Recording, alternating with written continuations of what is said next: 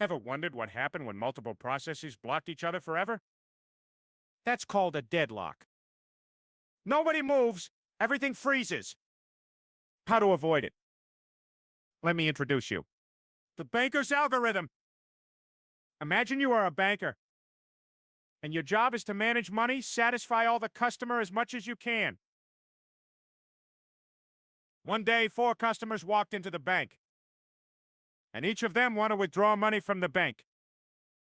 However, the bank does not have enough money to fulfill everyone's needs. Ahmad needs 3 1 ringgit, 2 10 ringgit, and 200 ringgit.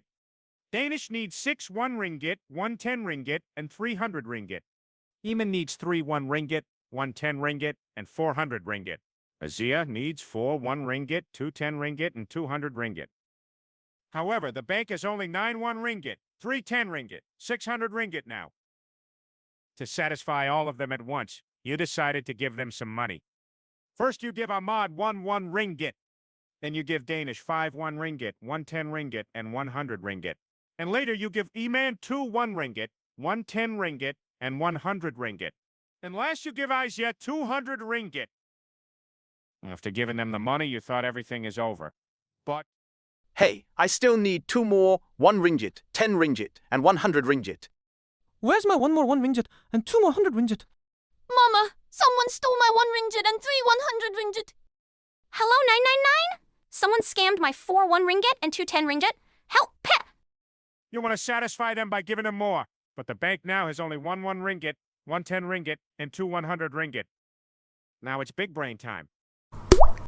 How does banker's algorithm help in this situation, where all of the customer or process are all satisfied? Let's try something dangerous. The bank now has 1 1 ringgit, 1 10 ringgit, and 200 ringgit, while Ahmad needs 2 more 1 ringgit, 10 ringgit, and 100 ringgit each. You decided to do this. How about this, sir? I give you all the bank had now, and you tell everybody to leave here. Sure, yeah. 1, 2, 3, 4. Wait, I still need 1 more 1 ringgit and 10 ringgit. But that's all we had. And that's when you start to feel unsafe. The system will stay in an unsafe state where deadlock will happen. If we granted Ahmad the resources, the system cannot grant resource to other processes while Ahmad's still waiting for his 1 RM1 and 1 RM10, and other process will in circular wait too. But it is not a deadlocked state. It just has the potential for deadlock. If Ahmad were run from this state, it would release 1 RM1 and 1 RM100 prior to needing these resources again. If that happened, the system would return to safe state. So the deadlock avoidance strategy does not predict deadlock with certainty. It just anticipates the possibility of deadlock and assures that there is never such a possibility. Now, let's do it correctly. First, you should give Danish 1 1 ringgit and 2 100 ringgit, as he is the only one that can be satisfied now. 예, thank you. Suppose Danish completes his operations. He returns the resource to the bank. Total 6 1 ringgit, 1 10 ringgit, and 3 100 ringgit, please.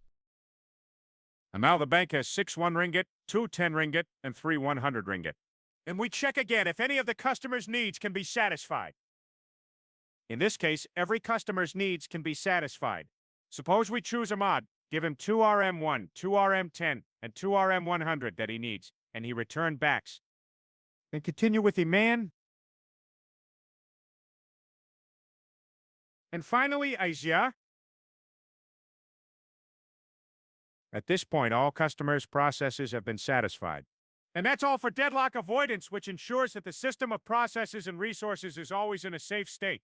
When a process makes a request for a set of resources, assume that the request is granted, update the system state accordingly, and then determine if the result is a safe state.